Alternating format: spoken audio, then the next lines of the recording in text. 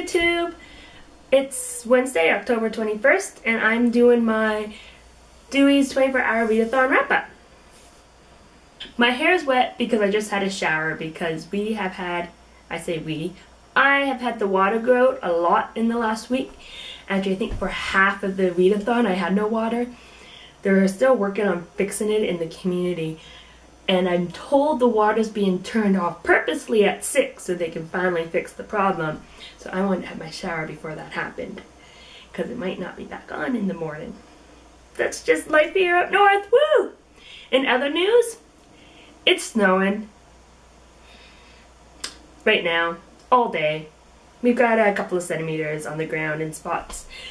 You want to see what it looks like? You can't actually see the little snowflakes because they're too tiny to see on camera, but those tiny snowflakes build up quickly. Anyways, we have snow, it's October, it's normal. So for the Dewey's 24-hour read-a-thon, I managed to read 3 books, which encompass 748 pages. I also listened to an hour and 28 minutes of an audiobook. So to start, I picked up Library of Souls by Ransom Riggs. I grabbed this one when I was in Winnipeg last week, or 2 weeks ago now, because I read the first 2 in the past year and I was really excited to see the third one had come out because I was anxious to find out how the story ended. I really liked it. I wrote a crappy review on Goodreads for it. Not crappy as in I gave the book a bad review, but crappy as in I'm terrible at writing reviews. I read about the first 4 chapters in the morning. After that I picked up Saga by Brian Vaughan and Fiona Staples. It's one I'd heard about on BookTube a lot. It's got some gorgeous illustrations. And I was like, I'm not sure if it's for me. I mean, I'm starting to get into more graphic novels, but seems a little weird. I grabbed it while I was at the bookstore and started to leaf through some of the pages, and I found myself really enjoying it, not wanting to stop. But you shouldn't just read a book at the bookstore without buying it, because it's not a library. So I bought it and read it for the read-a-thon, and I really enjoyed it. I gave it 4 stars.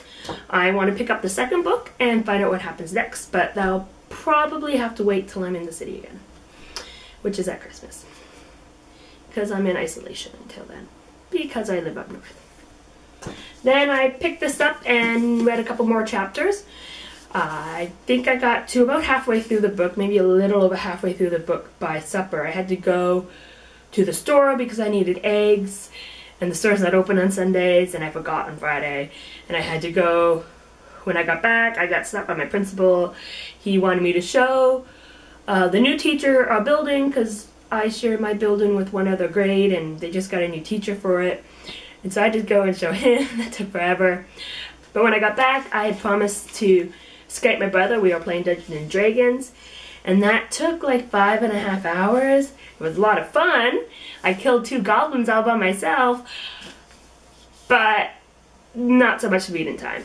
So while I was playing Dungeons and Dragons, and there was a lot of time while I was waiting, or Skype was freezing, I couldn't quite hear what was going on, I picked up How to Tell If Your Cat Is Trying to Kill You by the Oatmeal, whose name is Matt Inman.